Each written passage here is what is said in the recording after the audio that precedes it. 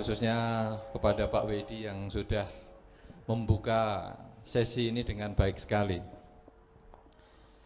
Saudara-saudara, para tamu undangan dan yang lain-lain, cukup banyak tadi kita sudah mendengar dari Bapak Darmanadi Chandra, sehingga rasanya apa ya yang harus saya berikan pada kesempatan siang hari ini. Ya paling tidak nomor satu saya harus sampaikan bahwa untuk berbicara di depan umum ini syaratnya rambut bebas.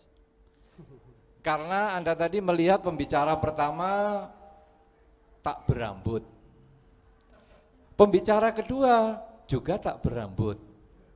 Yang berambut hanya moderator dengan MC-nya. Jadi hilangkan kesan prasangka buruk kalau menurut Pak Ayo tadi, hilangkan kesan prasangka buruk bahwa pembicara di depan harus tidak berambut. Harus sudah di kemo, bukan. Ya, tadi ada video tentang kemo itu, Anda tidak perlu motong rambut kasihkan ke saya, enggak usah. Saya sendiri sudah ada, saya potong juga. Ya, jadi hilangkan kesan bahwa pembicara di sini harus tidak berambut. Anda nanti satu ketika boleh. Yang kedua, saudara, kita harus bisa membedakan antara marah dan ramah. Tadi beberapa kali saudara Ayo sudah singgung, perbedaannya hanya pada kata-kata saja, huruf. Ya, ramah dan marah ini huruf R-nya ini aja yang berubah posisinya. Sama dengan beberapa orang mengatakan, Banti, apa bedanya jubah dengan baju? Ya cuman bolak-balik. Jubah kalau diulang-ulang jubah,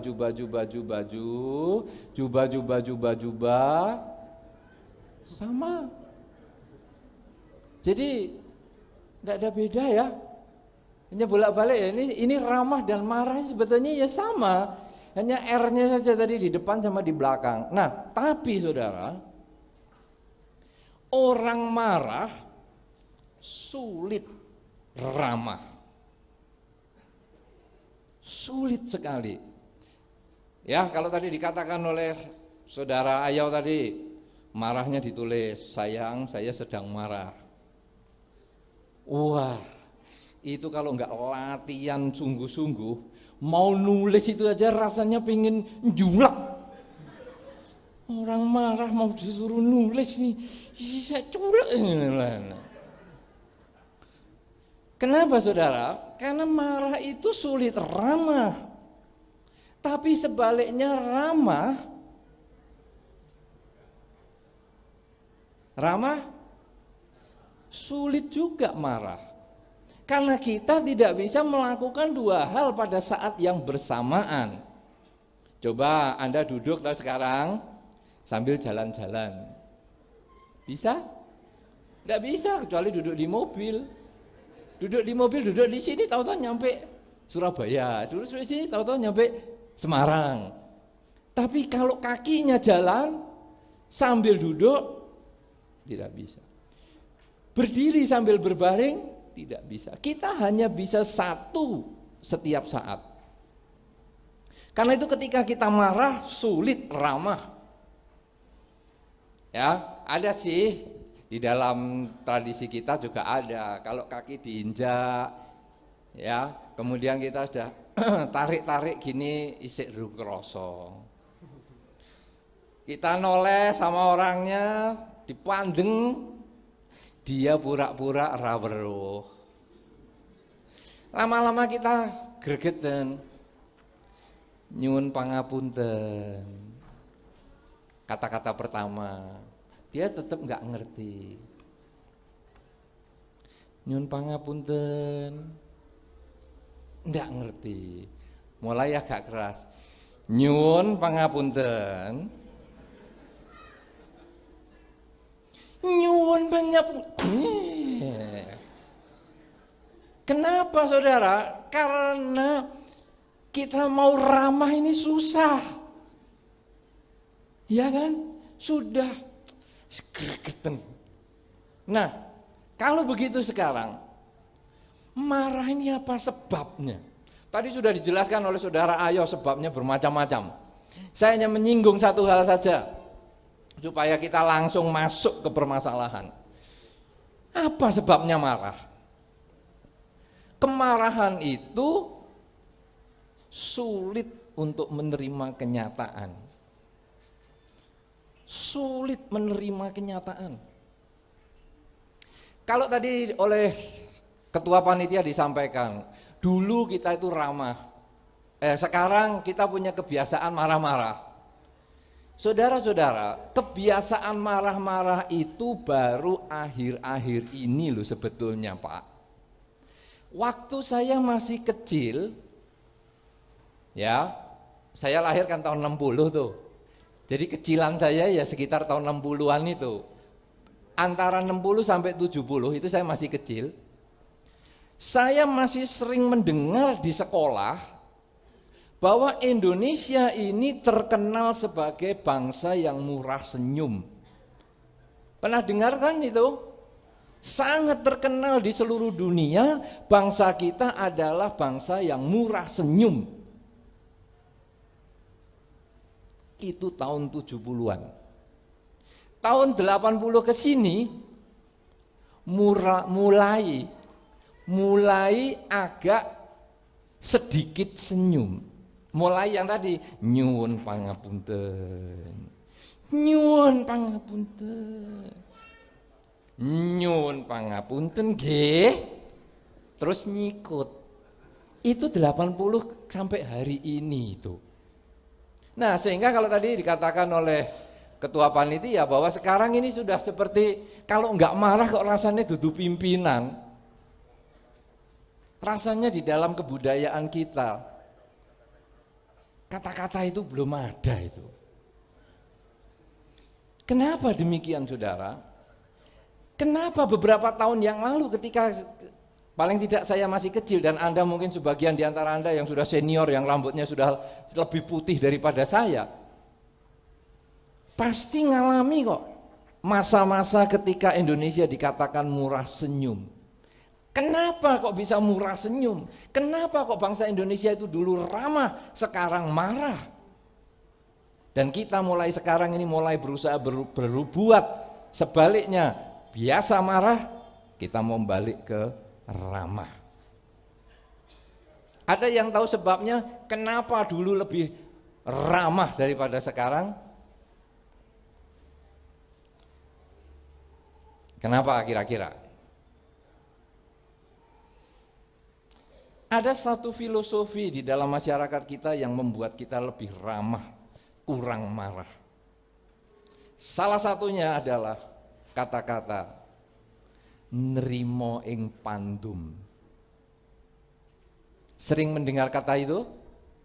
Sering mendengar? Prakteknya bagaimana? Nrimo ing pandum itu, ini saya harus terjemahkan bagi yang enggak mengerti bahasa Perancis ini. Nrimo ing pandum adalah menerima bagian masing-masing. Bahwa manusia itu punya porsinya masing-masing. Ketika seseorang menerima porsinya, ketika seseorang menerima kenyataan inilah yang memang milik saya, inilah porsi saya, maka pada saat kita bisa menerima sebagai milik kita, porsi kita, batin menjadi tenang. Tapi ketika kita loh, porsiku kok mung setitik,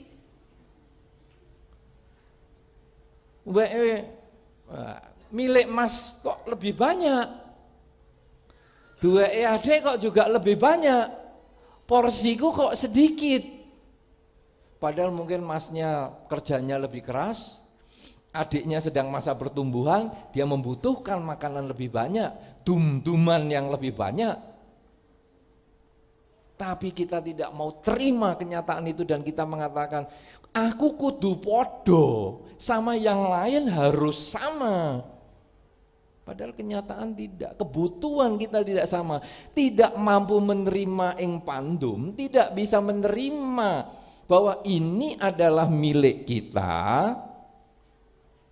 Itu yang membuat kita marah. Kalau begitu aku dudu anakmu.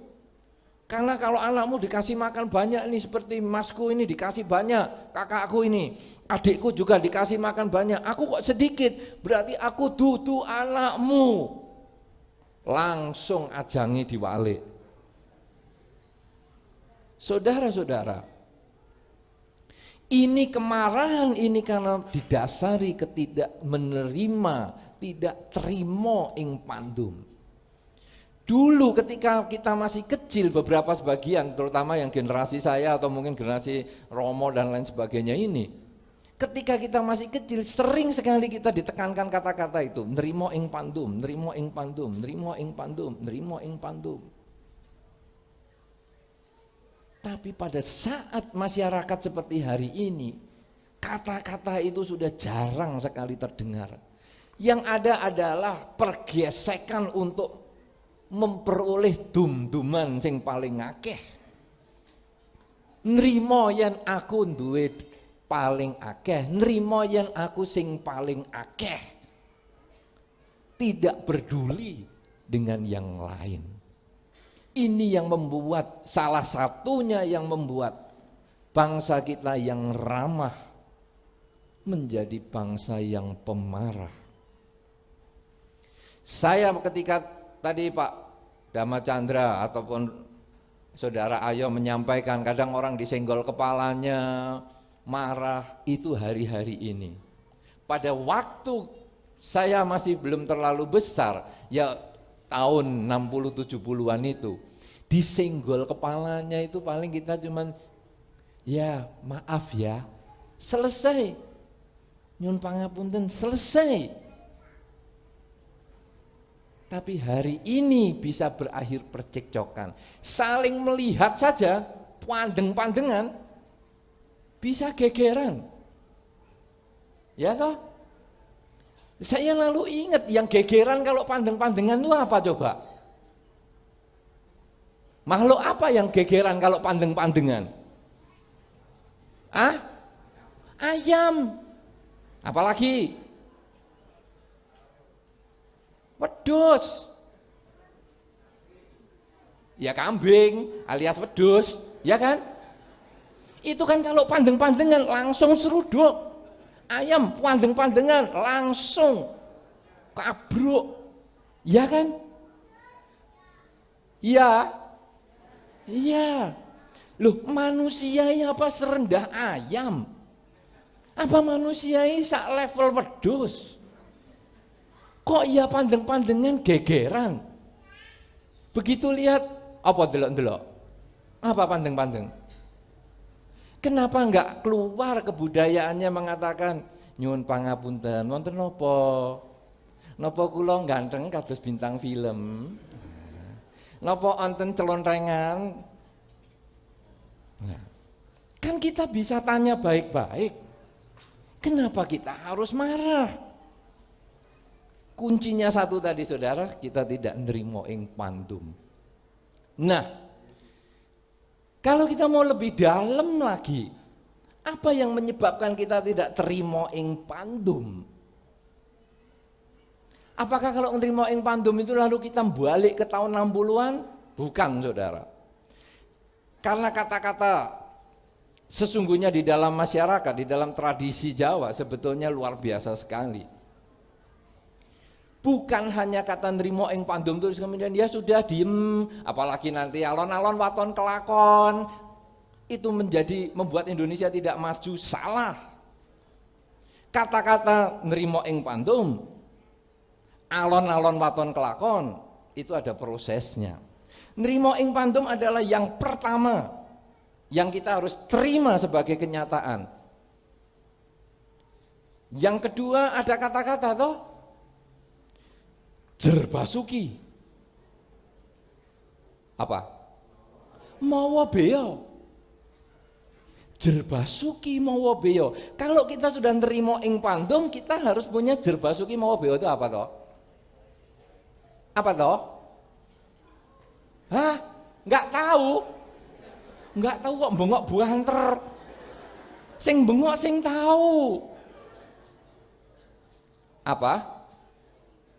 Jerbasuki mawa beo untuk mendapatkan satu kebahagiaan membutuhkan perjuangan. Mawa beo bukan mawa geni. Ya, jaluk mawa nih, nggo udut bukan. Mawa itu adalah membutuhkan beo, biaya, membutuhkan upaya, membutuhkan pengorbanan. Berarti kalau sekarang kita sudah nerimo ing pandun, ada harapan. Jerbasuki mawa beo. Berarti ada perjuangan yang harus kita tempuh. Kemudian baru alon-alon waton kelakon.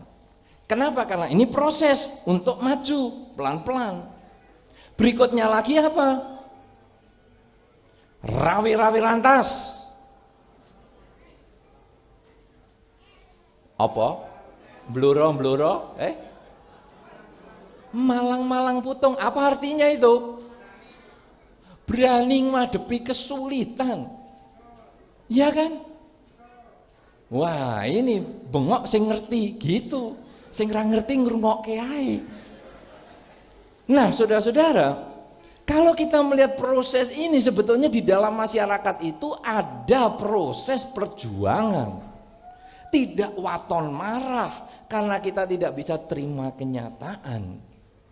Tapi kita justru berusaha menerima kenyataan dulu. Nah, saudara-saudara, apa dasarnya tidak bisa menerima kenyataan itu? Kemarahan itu muncul ketika seseorang ingin mengubah yang ada di luar dirinya. Tadi kalau saudara Ayo mengatakan, ada orang stroke, sudah stroke marah. Sebetulnya apa yang terjadi saudara? Dia sulit nerimo ing pandum. Kok aku sing stroke? Kok dudu tanggaku? Oh aku sing apik, tanggoku sing jahat, sing stroke kok aku? Ya kan? Padahal kita harus berpikir terbalik saudara. Wes apik wes sik stroke. Apa meneh jahat? Ya toh? Loh, lah buktine tanggane lho, jahat kok enggak stroke. Loh, jahat weh ra stroke. Apa meneh ora jahat? Apa jadinya? Orang jahat saja tidak stroke, apalagi kalau dia tidak jahat, kan jadi dia berdorong untuk berbuat baik. Sebaliknya yang sudah baik kok stroke. Tapi kan kita katakan, loh sudah berbuat baik saja masih stroke, apalagi kalau kamu menghentikan kebaikan. Jadi kita semangat untuk berbuat baik. Ini sesungguhnya kunci-kunci kata-kata di dalam masyarakat yang kita perlukan untuk mengubah perilaku dari marah menuju ramah. Nah saudara-saudara, kalau begitu sekarang, apa yang menunjukkan bahwa kita tidak bisa terima kenyataan? Bahwa tadi saya stroke, terus saya tidak bisa terima kenyataan, apa? Kok aku sing loro? Ini yang membuat kita marah. Kemudian masyarakat Indonesia kita, ini kalau bapak-bapak dari kepolisian juga pasti tahu, kenapa kok banyak kemarahan? Salah satunya kan karena kesulitan ekonomi, ya kan? Jadi orang mengatakan, aku jengkel sama kamu loh, di rumah ini duit nggo tuku berasnya nggak ada. Loh, apa kalau duit nggo tuku beras nggak ada terus ngamuk itu apa terus metu duitnya? Apa tukul sendiri duit itu? Kan tidak.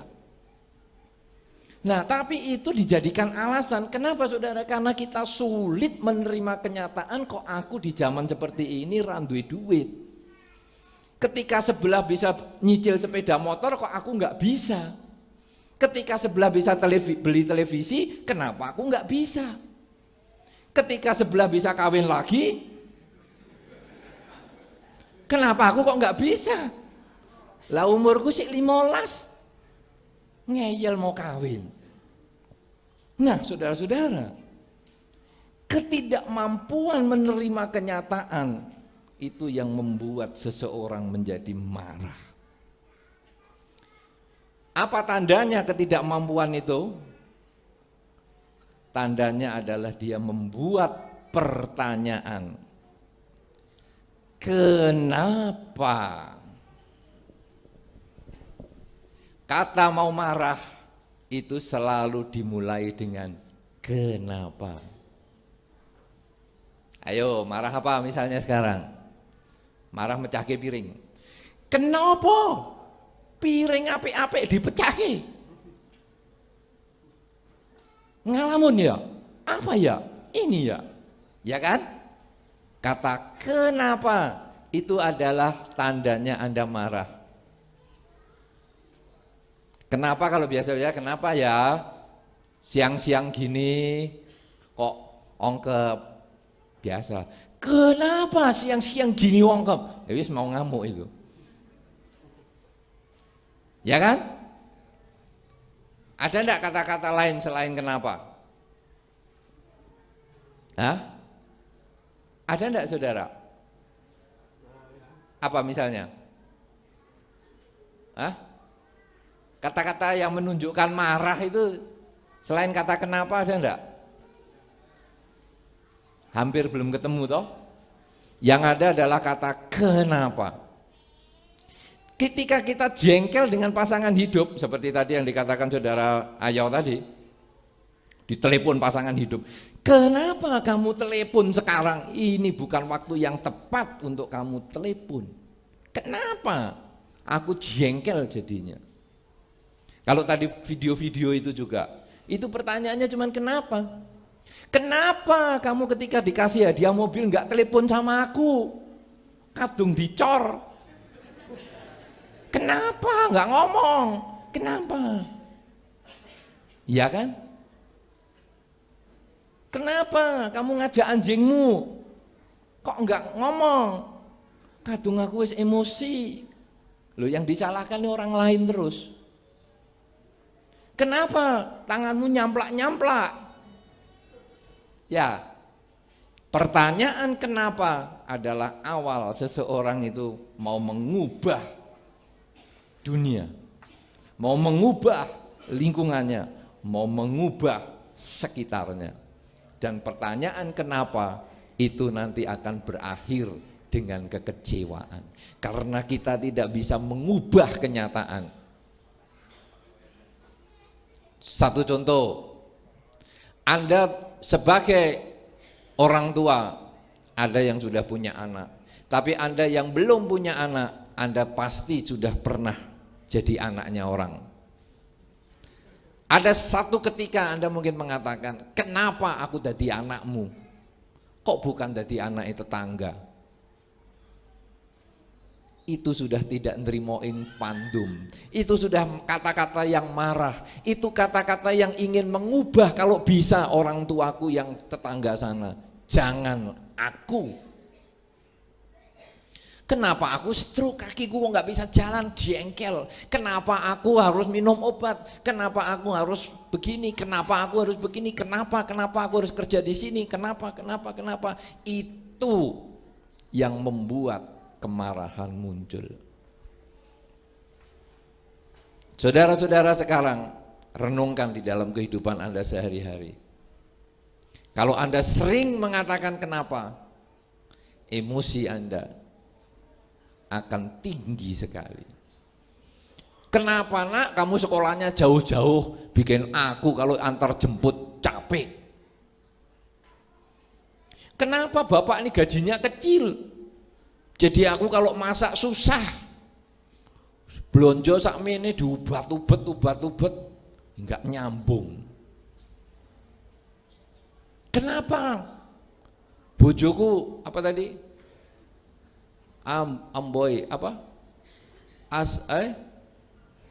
Seksi jadi seksoy. Nah, kenapa bojoku seksi jadi seksoy?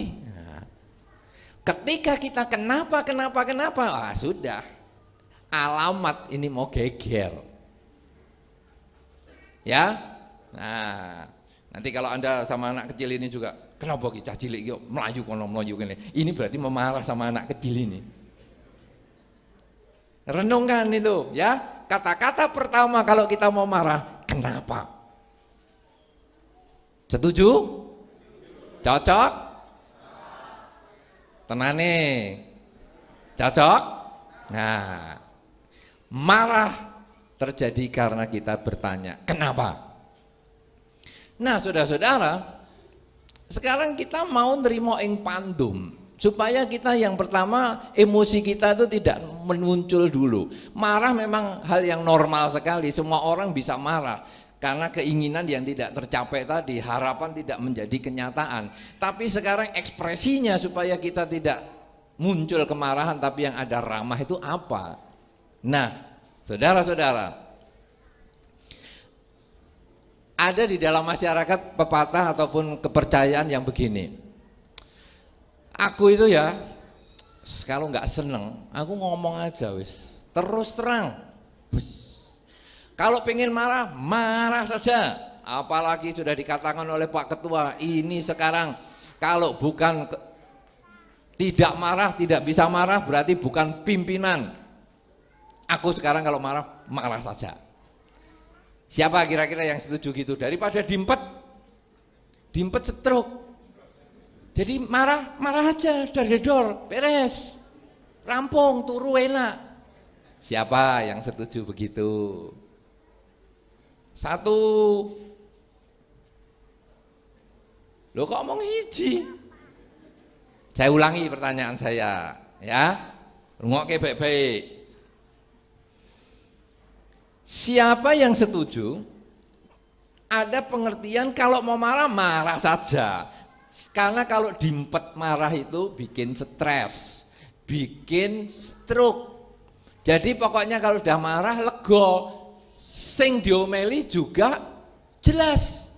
Ki lho aku ngamuk. Cetha lho, wis ngamuk.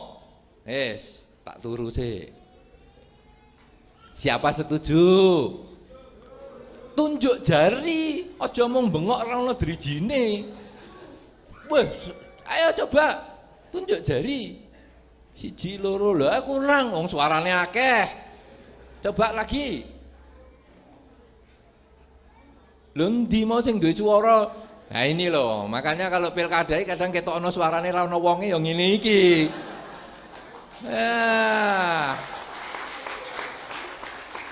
Wong kaya ana suarane kok disuruh nunjuk ra ono iki lho.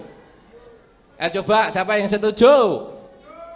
Lho, drijine Mas. Siji, loro, telu. Oh, akeh sekarang. Oh ya, ngono lho ya. Tunjuk jari yang tinggi-tinggi walaupun belum mandi sore. Ndak apa-apa, paling sebelah pucet klenger. Begitu tunjuk, waduh, ambune Mas. Nah, saudara, orang yang setuju begini ini memang wapi, saudara. Sehat biasanya. Pokoknya aku ngamuk, bes, keluar, selesai, sehat. Lega toh, tidur enak. Tapi sing ra sehat, sisiane sing kupinge nggo ngrungokke itu loh. Kotak sampahnya itu yang tidak sehat. Nah, saudara, ada satu cerita begini. Saya nggak pakai video, saudara. Anda lihat saya baik-baik saja, nanti bakal jadi video soalnya misalnya. Nah iya, lah di syuting sak gini akeh. Begini, saudara. Ada orang yang suka marah seperti itu. Wes pokoknya ngamuk, ngamuk ya ditokke saja. Nah, kemudian orang ini dikasih tahu, gini, kamu kalau ngamuk, ini tak kasih papan, selembar papan. Kalau orang Bluros ini kayu jati, jatine apik-apik di sini ya. Saya lihat, semua jati kabeh. Nah ini selembar papan aja, lah papan kayu waru atau apalah yang sengon atau macam. Ada nggak di sini sengon? Ada juga ya? Saya kira Jati semua. Nah gini, kalau kamu marah, langsung ini tak kasih paku. Jadi kalau kamu marah, sekali pakuan di situ. Wes, lego. Satu. Marah-marah lagi. Lego.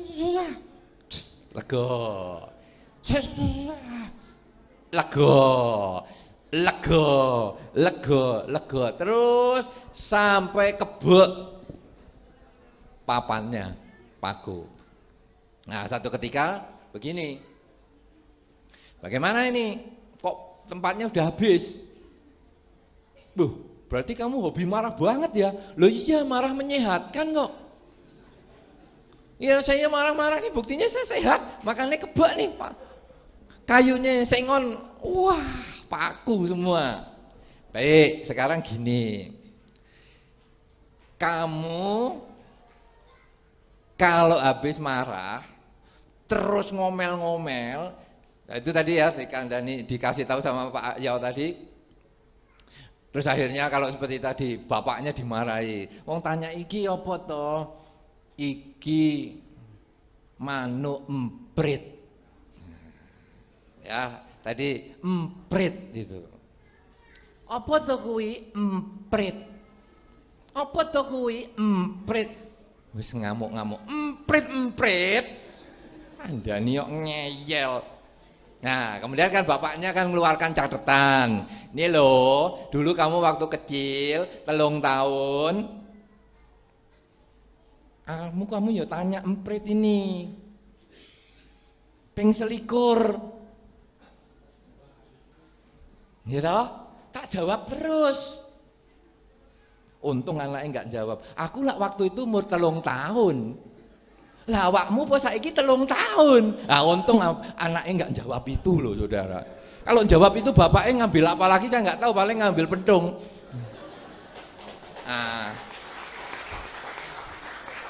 Nah saudara, cerita itu tadi kemudian ini loh, saya kan jawab terus sungguhan, ini dulu saya kan berbuat baik. Lalu anak itu nyesel. Iya ya, aku kok kasar karo bapakku. Terus kita tadi kan dirangkul ceritanya. Nah kemudian orang yang pakai paku tadi, gimana kamu sekarang kalau ngamuk-ngamuk gini, pakunya roto gini? Ya aku ya minta maaf, aku kadang ya nyesel juga, aku kok iso ya karo bojoku ngamuk-ngamuk ya, seperti yang tadi dikatakan Pak Ayo itu betul sekali. Kadang-kadang orang kalau udah marah sungguhan, saya sih pengamat ya saudara, saya bukan praktisi. Artinya saya tidak praktek ini, bojo diomeli apa, saya tidak praktek. Ya, saya hanya ngamati orang-orang aja. Orang yang mengatakan sakno sak tenane bojoku ini. Ya, sebetulnya kasihan istriku atau suamiku ini. Karena ngamuk itu tidak harus miliknya perempuan loh. Bapak-bapak ini kadang-kadang saya tua, saya rewel loh. Ibu-ibu kerasa enggak ibu-ibu? Bapak-bapak sing dulu kutuk-kutuk. Waktu kawin baru itu kutuk-kutuk, diomeling meneng ae, ternyata umur 50 ke atas, balas dendam. Wah, saiki ngamukan.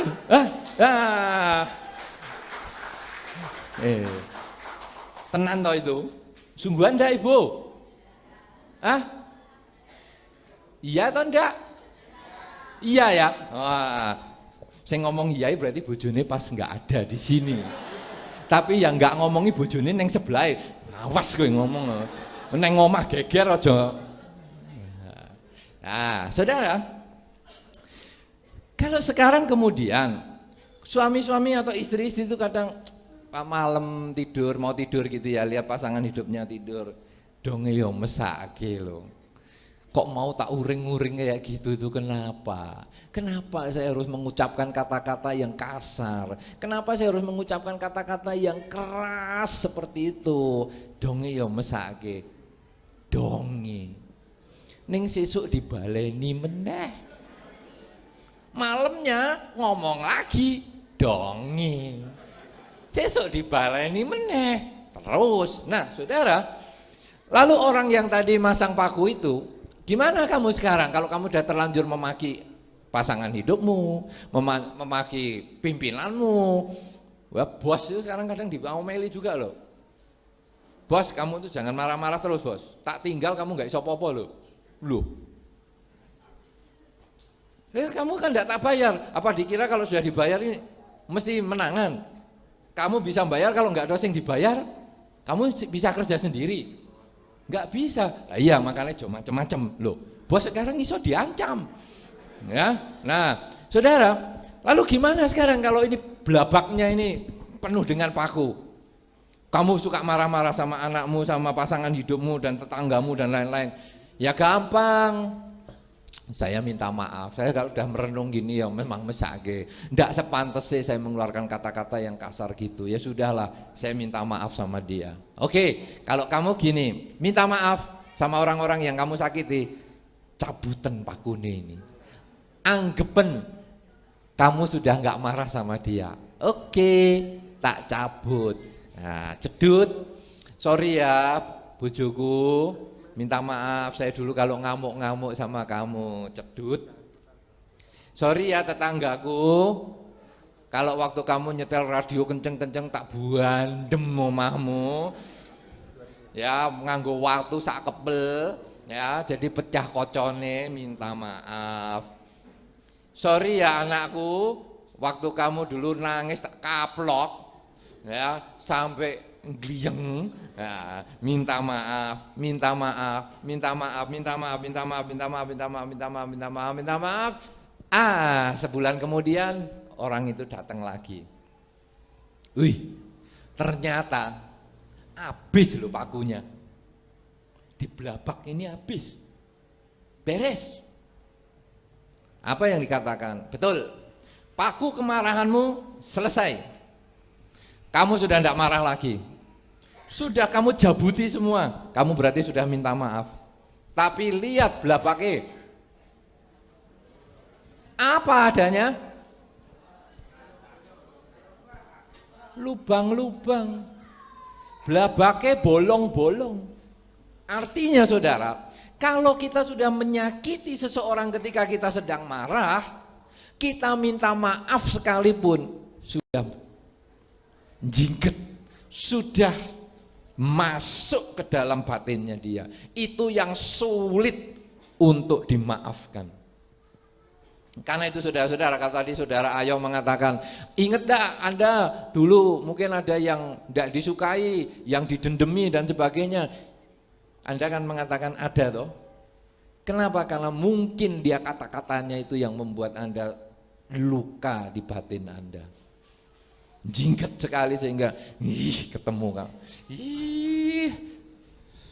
tak ajar belajar wushu nanti saya, biar untuk demo di depan sini saja, tidak untuk nutui dia. Nah saudara-saudara, berarti ketika kita kepingin marah lalu marah saja, sebetulnya sehat untuk si pemarah, tapi tidak sehat untuk yang mendengar marah kita. Ya, jadi jangan mengatakan lagi Anda tadi banyak yang setuju toh. Bagaimana? Setuju? Kalau marah langsung ditoke saja, dikeluarkan saja. Dalam bahasa Jawa sangat tepat sekali, muntap. Wah, itu cocok. Jadi kayak sesuatu yang luber sudah. Wis, toke abeh. Cocok sekali. Anda yang cocok mengatakan itu seperti masang paku itu. Apapun Anda sampai minta maaf, sampai nyuci kakinya orang yang Anda lukai batinnya, sampai minum air cucian kakinya sekalipun, tidak bisa mengobati luka batin. Ada pepatah yang mengatakan luka golok, luka pedang bisa sembuh. Ya, saya tadi sudah takut keculek soalnya. Siap, wah ini, untung saya kedap. Jadi saya melek lagi, hilang sudah di tempat lain. Wah, kalau enggak njulek saya enggak sido loh ngomong di sini. Wah, dekat sekali ya. Nah. Ya, tapi luka pedang, luka golok, luka tombak bisa sembuh. Walaupun keculek bisa sembuh. Tapi kalau luka batin sulit, bahkan hampir tidak bisa sembuh. Itulah akibat dari kemarahan. Nah, saudara-saudara, sekarang ramah. Ya, jadi marah tadi tandanya adalah kenapa? Akhirnya pengen keluarkan. Padahal sebetulnya itu menimbulkan bekas bagi mereka yang mendengarkan kemarahan Anda. Nah, saudara sekarang, bagaimana membangkitkan ramah? Ramah itu kuncinya pada kata-kata yang tadi saya katakan, nrimo ing pandum ini. Kata-katanya sama, karena dulu kita adalah bangsa yang ramah, bangsa yang penuh senyum, sehingga banyak turis ke luar negeri. Turis-turis dari luar negeri datang ke Indonesia untuk melihat bangsa yang tersenyum ini. Tapi sekarang beberapa turis takut datang ke Indonesia karena melihat bangsa yang marah ini. Nah, kalau begitu saudara, sekarang bagaimana kita kembali ke yang ramah? Kalau tadi saya mengatakan nrimo ing pandum, maka supaya kita bisa ramah adalah mengembangkan kata memang. Kalau marah dimulai dengan kata apa tadi? Kenapa? Kalau mau ramah mulainya memang. Nah, sekarang cuaca kok ongkep gini ya. Ini namanya ongkep ya. Ongkep atau kalau dalam bahasa sini apa ya? Ungkep. Sumu. Oke. Sumu. Banyak orang ngomong panas. Panas sih salah, panas itu kena matahari. Ini ongkep, sumu ya. Ungkep. Ada beberapa mengatakan ungkep. Kalau bahasa Jawa Timurnya ongkep. Saya sudah lama di Jawa Timur, jadi mungkin Anda mendengar bahasa saya sudah agak bahasa wetan ya. Sudah di wetan sana. Sedangkan Pak Wedi ini orang Surabaya, tapi sudah lama di Jakarta, bahasanya kulonan. Sudah dengernya bahasa Jawanya agak beda. Anda mendengar bahasa Jawa saya beda? Beda? Hah? Beda ya? Iya, bahasa Jawa saya sudah terpengaruh di Blitar. Ya, dulu sih saya orang Jogja. Nah, saudara, sekarang begini. Ramah itu dengan menggunakan kata memang. Kita lihat tadi, ketika cuaca ungkep atau sumuk seperti ini, kemudian Anda mengatakan, kenapa? Kenapa bisa sumuk atau ungkep gini? Padahal ini AC-nya sudah hidup semua. Kenapa? Oh, awas ya. Ini nampaknya terlalu banyak orang datang. Lain kali aku kalau menyelenggarakan begini, orangnya 3 orang aja, biar ISIS. Karena kita sudah marah. Anak kecil lari-lari. Kenapa anak kecil lari-lari? Endi mboke bapake? Tak goleki anake sapa iki? Mau marah itu saudara. Ya kan? Karena dimulai dengan kata kenapa. Sekarang bandingkan kalau dengan kata memang. Wah, sumuk ya. Ya, wong memang bluro pancen sumuk. Enteng lah. Sudah, sumuk ya kipas. Sumuk lagi ya ote neng kamar mandi ya. Kata memang membuat batin tenang.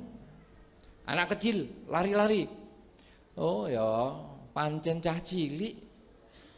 Memang anak kecil ya lari-lari. Lah kalau sudah gede duduk baik-baik. Lah kalau anak kecil suruh duduk baik-baik ngantuk. Ya memang anak kecil lari-lari, tenang saudara. Nrimo ing pandum, bisa merasakan itu? Bisa merasakan perbedaan kalimat 2 kata itu? Ini penting sekali loh kata-kata ini. Lihat pasangan hidupnya yang dulu seksi, kemudian seksoi. Anda bisa mengatakan, kalau kenapa ya bojoku kok saiki rada ombo. Ternyata bukan hanya jalan Bojonegoro Cepu yang dilebarkan. Bojoku yang melu diambake. Bukan saudara, bukan kata kenapa, tapi memang bojoku wis ombo. Berarti dia bahagia bersama daku. Kalau bojoku, boleh tepuk tangan. Ya. Tepuk tangan ini menyehatkan loh saudara. Ya, supaya mencegah stroke. Tenanan. Jadi, tepuk tangan harus yang keras supaya peredaran darah lancar, ya. Ya, tapi jangan nepuk pipine tangga nih. Nah, yang keras boleh. Nah, saudara, bojoku ketika kumpul dengan saya sudah berumah tangga omah-omah sampai 15 tahun. Kok penyempitan? Semua jalan dilebarkan. Ini bojoku kok nyempit. Stres sih berarti malah. Jadi untung Anda yang punya suami atau istri yang dulu seksi-seksi sekarang seksoi, berbahagialah. Karena Anda berhasil membahagiakan pasangan hidup Anda. Nah, bagi Anda yang sudah punya suami bertahun-tahun kok tetap pelangsingan tubuh, tetap seksi, tidak seksoi, berbahagialah. Karena Anda berarti bisa menjaga tubuh Anda sehingga bisa selalu membahagiakan suami Anda. Enak toh? Nah, oleh karena itu saudara-saudara, marah dan ramah itu bukan hanya R yang bolak-balik, tapi sebetulnya itu adalah pola pikir. Kalau Anda sering berkata kenapa, pasti kemarahan timbul.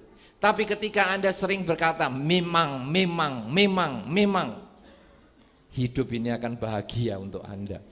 Anda apapun juga yang Anda hadapi, ketika Anda berkata memang dia begini, memang pasangan hidupku begini, memang orang tuaku begini, memang kondisi Indonesia saat ini begini, memang temanku begini, memang. Kata memang itu membuat kita nerimo ing pandum. Nah, tapi nerimo ing pandum bukan menyelesaikan semua masalah. Itu hanya membuat kita tenang, menerima kenyataan. Karena marah tadi adalah tidak bisa terima kenyataan. Sekarang kalau kita nerimo ing pandum, bisa melihat hidup itu sebagaimana adanya, sesuai dengan kenyataannya, maka kemudian tahap yang selanjutnya adalah menggunakan kenyataan itu untuk maju. Contohnya, pasangan hidupku kok tambah lebar. Memang dia bahagia. Tapi apakah terus dilebarkan? Jangan. Kenapa saudara? Kasihan kakinya. Badan tambah lebar. Kaki itu lebarnya tetap sama, berat. Nah, karena itu kita tidak marah. Apa ya kowe? Bojo ditinggal mau mangan terus iki. Sampai lemu nih koyo sapi. Wah, saudara-saudara, pasangan hidup dikatakan gitu pasti langsung sing gelem karo sapi ya mung sapi. Yen awakmu dudu sapi, ya ora gelem karo awakku. Beres toh? Akhirnya lah geger. Ya. Nah, saudara, tapi begitu, memang pasangan hidupku gemuk, melebar. Lalu apa yang kita lakukan? Keluarlah kata-kata yang bijaksana yang tadi oleh saudara Ayo dikatakan bijaksana itu. Marah dengan bijaksana itu ketika kita mampu menerima kenyataan memang bojoku seksoi, kemudian kita memberikan nasihat, gunakan kenyataan yang saat ini untuk maju, yaitu kenyataan yang negatif perbaiki. Kalau kelemon hati-hati, karena jantungmu ra iso lemu. Jantung itu tetap, badanmu besar berarti jantungmu mompanya lebih keras, lebih berat. Nanti kamu gampang sakit jantung. Badanmu tambah besar, berat badanmu bertambah, tapi kakimu kan tetap. Kamu nanti bisa gampang sakit. Ibaratnya kalau mic ini dimuati lagi sakarung, barangnya kakinya tetap, tapi muatannya berat, ceblok mic-nya. Nah, kalau kita kemudian kasih nasihat seperti itu, mungkin pasangan hidup kita sadar dan akhirnya dia bisa mengikuti program yang untuk mengurangi berat tubuhnya. Kan seperti itu enak kalau ada kesadarannya. Tapi kalau dilok-lokke, "Oh, kamu ini mesti di rumah makan banyak ya." Wah, makanya kemarin beli beras sekarang beli lagi. Masa tiap hari beli beras? Layong beli nemong 1,5 kilo ya tiap hari beli. Ngono kok protes. Nah, saudara, kemudian kalau sekarang anak kita atau tetangga kita atau kondisi bangsa dan negara kita, misalnya ada yang tidak cocok dengan diri kita, maka yang pertama kita hanya mengatakan memang seperti ini, memang tetanggaku begitu, memang anakku begitu, memang kondisi bangsa kita baru seperti ini, ada bencana alam dan sebagainya, memang itu dulu. Sehingga kita nerima ing pandum, menerima itu sebagai kenyataan, karena menerima kenyataan itu sangat sulit, ya. Kita hanya selalu berpikir apa yang kita inginkan, bukan apa yang kita lihat hadapi sebagai kenyataan. Tapi kalau sudah kita terima, ya memang tetanggaku begini, memang anakku begini, memang kondisi bangsa ini sedang banyak bencana. Nah, kemudian kita cari nilai positif sama nilai negatifnya.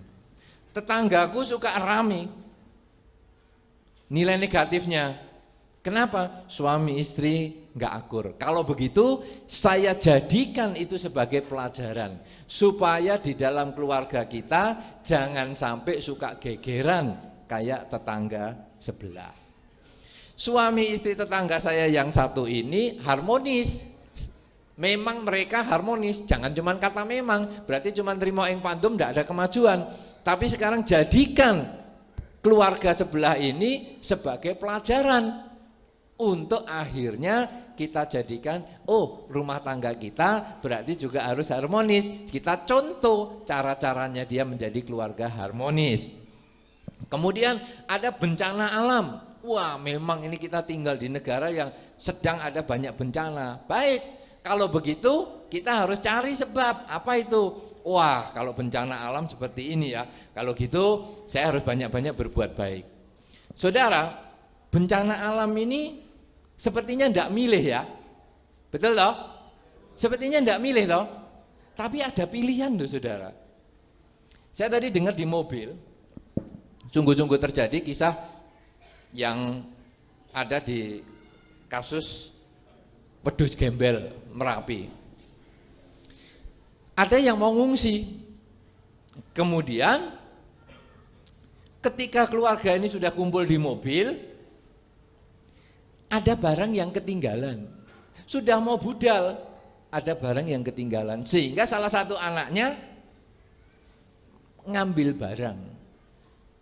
Nah, jadi dia naik, masuk ke rumah, naik ke lantai 2. Wedhus gembel datang, namanya wedhus, dia posisinya pas di rendah. Jadi si anak ini ketika di teras, dia bisa melihat keluarganya disamber wedhus gembel itu habis, sak mobil mati semua, hanya dia yang selamat. Bencana kelihatannya tidak milih toh saudara, tapi milih. Kenapa kok orang ini bisa pas naik? Nah saudara-saudara, Indonesia kebetulan memang kali ini banyak bencana ya, ada banjir di sana, gempa di sini, gunung meletus di situ. Tapi saudara, ketika kita tinggal di seperti ini, pertama kita harus nerimo ing pandum. Nggak usah banding-bandingkan. Beberapa orang mengatakan, oh enak ya di negara sana, oh enak ya di negara sini. Sering saya katakan, kalau enak di negara sana dan di situ, kenapa kamu nggak pindah sana? Kenapa kamu tetap di sini? Ya toh? Lah kalau sudah ngomong enak sana enak situ, kenapa nggak pindah sana? Ya akhirnya kan seneng di Indonesia. Keliling-keliling di seluruh dunia saudara, Indonesia enak tenan. Ya, makanya wah sip. Makanya kalau dulu dijajah sampai 350 tahun, kenapa? Karena nggak ada yang seenak ini. Nah, saudara, tapi bencana datang, apa yang terjadi? Terima dulu itu sebagai kenyataan. Waduh, ini kita tinggal di negara yang ada beberapa bencana. Kan bencananya juga nggak tiap hari tuh. Wah, negara Indonesia negara bencana, ngawur itu. Ya, itu karena tidak tiap hari dan tidak di semua tempat. Kemudian setelah kita terima kenyataan, lalu kita belajar dari contoh tadi. Ternyata bencana yang kelihatannya luar biasa itu milih orang. Siapa orang yang dipilih? Adalah orang yang mempunyai kebajikan yang cukup. Beberapa orang yang ternyata terlambat naik pesawat, pesawatnya ceblok, mati semua. Untung saya terlambat. Jadi saya tidak ikut mati. Kan bisa kejadian seperti itu saudara. Kemudian kasus waktu bencana tsunami di Aceh yang beberapa tahun yang lalu, itu juga begitu. Ada satu orang yang dari Aceh pergi ke Medan, pulang, loh keluarganya habis semua. Gini kok ada yang selamat? Ini ada pilihan berarti. Kalau begitu saudara, kita tidak perlu pindah negara. Kita tidak perlu pindah kota, kita tidak perlu kemana-mana, tapi kita mengembangkan kebajikan. Kebajikan dengan badan, kebajikan dengan ucapan, kebajikan dengan pikiran. Karena itu yang akan menyelamatkan kita dari berbagai bencana. Karena kita tidak akan pernah melawan bencana, tidak bisa melawan bencana. Di seluruh dunia pun ada bencana. Gunung berapi di seluruh dunia ada. Banjir di seluruh dunia ada. Ya, gempa bumi di seluruh dunia ada. Bahkan Jepang sebetulnya jauh lebih banyak gempa buminya daripada Indonesia, sehingga disebut negara gempa bumi di situ. Banyak sekali. Tapi yang paling penting kita selamat dari semua kesulitan, selamat dari semua bencana. Apa itu modalnya? Kebajikan. Oleh karena itu saudara-saudara, supaya kita tidak marah, hindari kata-kata kenapa dia begitu. Supaya kita ramah adalah memang dia begitu. Kemudian setelah kata memang dia begitu, lihat dua hal, nilai baik dan nilai negatifnya. Hal yang baik tiru, ikuti untuk perbaikan kualitas diri kita. Hal yang buruk pelajari, hindarkan, sehingga hasilnya nanti kualitas diri kita setiap saat, setiap hari akan selalu meningkat. Yang baik akan bertambah baik, yang buruk akan kita hindari. Dan hasilnya bukan hanya tidak marah, bukan hanya menjadi bangsa yang ramah, tetapi kita menjadi bangsa yang selamat dari berbagai kesulitan. Karena kita bisa berada di tempat yang tepat pada waktu yang sesuai. Jangan kita datang di satu tempat, justru di situ baru ada bencana. Tapi ketika kita berada di tempat itu, semua bencana menjadi tidak ada. Kalau kita bersama-sama saudara Anda dan keluarga Anda di masyarakat Anda bisa bersama-sama membangun bangsa yang ramah lagi, bangsa yang selalu mengutamakan kebajikan dengan badan, ucapan, dan pikiran, maka saudara, di dalam masyarakat ada satu keluarga yang baik, yaitu keluarga kita. Kalau keluarga kita yang baik ucapannya, baik perilakunya, baik pikirannya ini ditiru oleh keluarga-keluarga yang lain, maka di dalam bangsa kita ini ada satu masyarakat yang baik, yaitu masyarakat tempat kita tinggal. Kalau masyarakat yang tempat kita tinggal dengan kebaikan lewat badan, ucapan, dan pikiran ini ditiru oleh masyarakat lain di bangsa kita, di Indonesia, maka ada bangsa Indonesia yang baik dengan perilakunya, dengan ucapannya, dan dengan pikirannya, yaitu bangsa tempat kita tinggal. Dan kalau bangsa yang tempat kita tinggal ini baik ucapannya, pikirannya, dan perilaku badannya, maka bisa dijadikan contoh untuk bangsa-bangsa yang lain, di negara-negara yang lain, maka akan ada dunia yang ramah, ucapan baik, perilaku baik, cara berpikir baik, yaitu dunia tempat kita tinggal. Karena itu dunia yang ramah, dunia yang tidak marah, dunia yang baik ucapan, perilakunya maupun pikirannya bisa terbentuk ketika kita mulai menjadi orang yang ramah, orang yang baik perilakunya, ucapannya, dan juga cara berpikirnya. Inilah yang perlu saya sampaikan. Semoga selalu berbahagia.